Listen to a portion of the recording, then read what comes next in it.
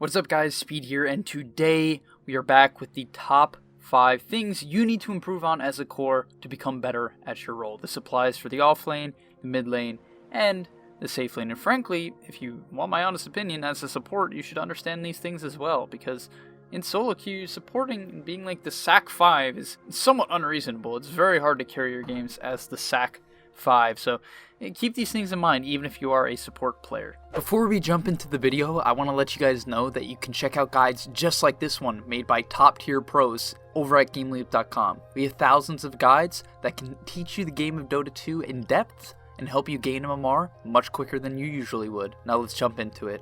First off, I just want to say as a side note, positive and mental attitude is the most important thing in Dota for any role. I'm leaving it out of this list because I want to focus on specific ways you can focus on these 5 aspects of actual Dota rather than your mindset.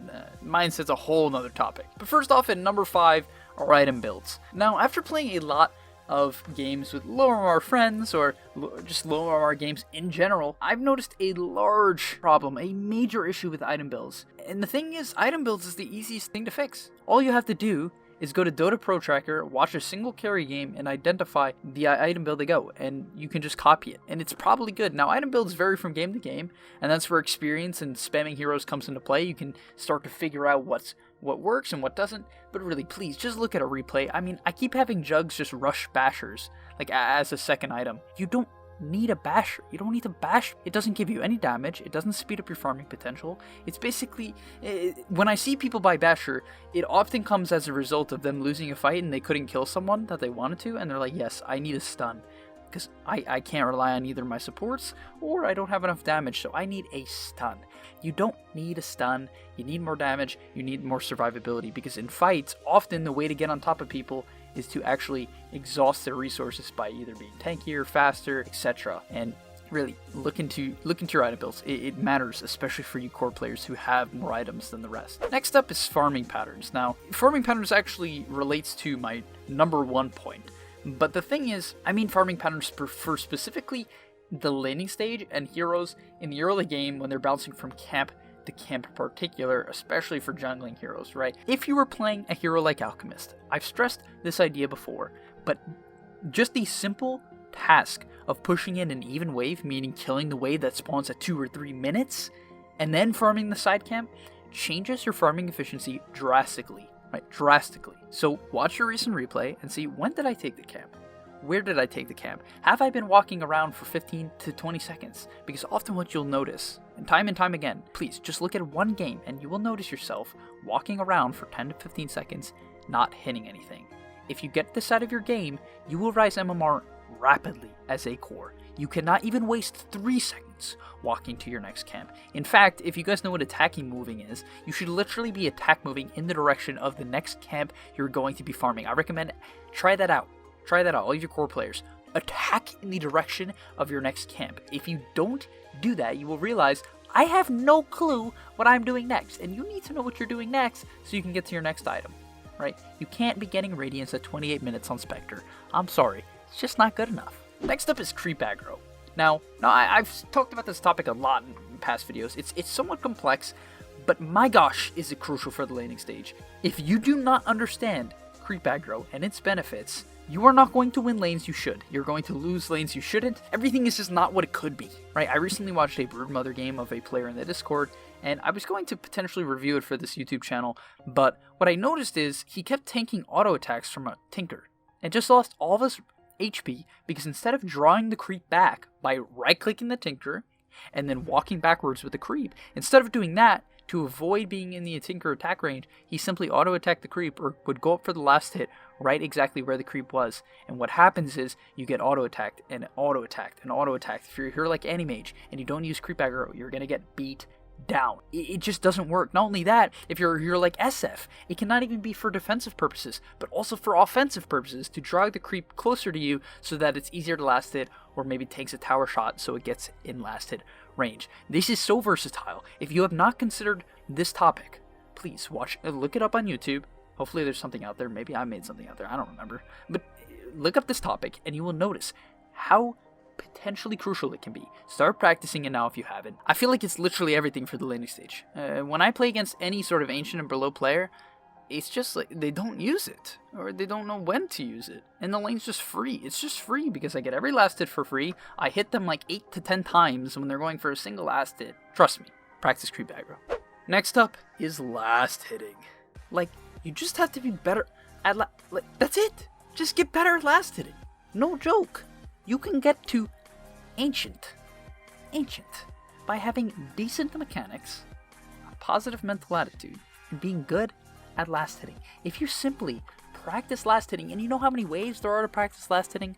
Last hit trainer, practice 1v1s, custom lobby 1v1s, 1v1 tournaments, playing the laning stage. There's so many ways to practice last hitting, and it is so important because the focus of the laning stage should be on creeps. If you're a player who is only looking for kills in the lane, you are not playing Dota correctly, okay? And now you might not want to hear like, oh, you can't just tell me how exactly Dota is supposed to be. Dota's such a versatile game. Yes, of course kills are important. But from a lot of pro players, ideas I've heard from other pro players is that creeps are everything, right? The reason why you may even kill someone in the laning stage is to get creeps.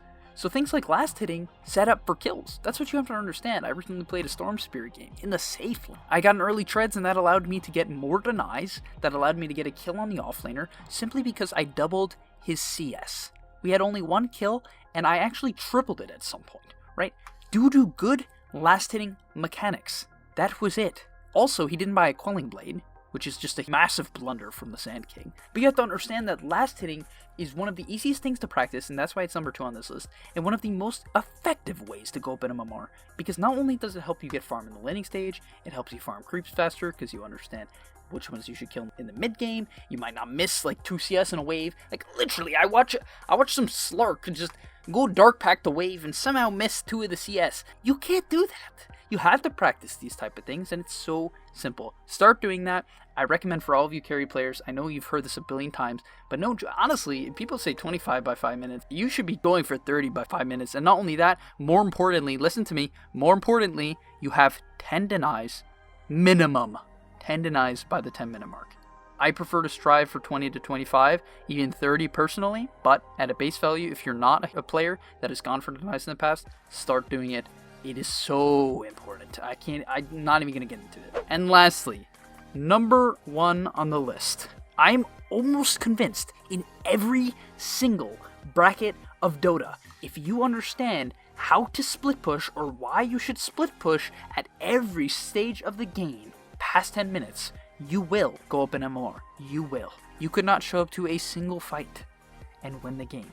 I have recently started coaching a player in the Guardian bracket, and he plays Centaur, and he could literally split push. I watch his games. He could literally split push, go Vanguard, Hood of Defiance into AC, and run it down lanes for 30 minutes, and he would win. Want to know why, guys? It is not strictly because you're taking towers. Reframe your thinking now. Split pushing is not only for towers, it's for farm. You do not split push for towers. Sure, it's great if you get the tower, that's wonderful, but a lot of heroes can't. You split push for farm. I'm telling you, if you are a core player or a support player, and you feel like fights are going poorly, or you don't know what to do at this stage of the game, or that stage of the game, at 15 minutes, 20, 25, 30, 40, 50 minutes into the game, and you don't know what to do, go find the open lane, pay attention to the enemy heroes, and push in the lane when you can. And then when you push in the lane, take the nearby jungle camps, and when you take the nearby jungle camps, go back to the lane and push it in again. Just that. Just do that. Just do that. Going back to the Storm Spirit game that I talked about. My team wanted to 5-man down mid, but I'm a Storm Spirit with a Kaya and an Orchid. 1 smoke screen, 1 Sand King stun, 1 Wind Ranger shackle, and I'm dead. So what did I do instead? I split pushed. I picked up regen runes, I solo killed the Wind Ranger in the side lane, I got another pick off on the Ursa later on. Basically, the game opened up. Why? Because I had 8k more net worth than the person in second, due to the fact that I was pushing in creep waves and getting solo pickoffs with my advantage. And also, even if you don't have an advantage, it doesn't matter, right? That is your way back into the game. How do you stall games? You cut creep waves. Let's say in the case that they're pushing mid, what should you do, guys? Listen, you split push, but in their lane. You cut the next wave mid. If they were pushing mid, you kill the mid wave behind them. This idea of split pushing is literally, I'm starting to think it's almost everything for solo queue. It's so effective because the method for solo queue is having more items than everyone else, because games last long. It's very uncommon to see games be really short unless you've had the game of your life, someone's feeding, which I guess is fairly common, people feed a lot, or you just happen to have some weird push strat, right? But the point is, start split pushing, do it now, go run down the lane, and you will notice the benefits. In fact, buy yourself a ward, throw it down at the shrine, throw it down on a high ground, see who's coming, and not only that, the last thing I want to say about this is when you split push, you open up good fights. Not only do you bring people back to you, which is the known benefit, right? Like if you're split pushing as AM, you get 1% of TP back and you join the fight. But also what happens is that you break up the map before fights even start out. Like if you're wondering how to secure your carry farm, or secure your mid laner farm, or secure your offlaner farm, for whatever reason, just go far away from them. Don't save them. Don't try to prevent some gank. Don't try to read some gank. Just go far away from them and shove the enemy side of the map. Split pushing can be used offensively, for farming, for defensive purposes, to set up kills. It does almost everything. So start doing it, pushing lanes, and you're going to notice the results. Thank you guys for watching. If you enjoyed, please do like and subscribe.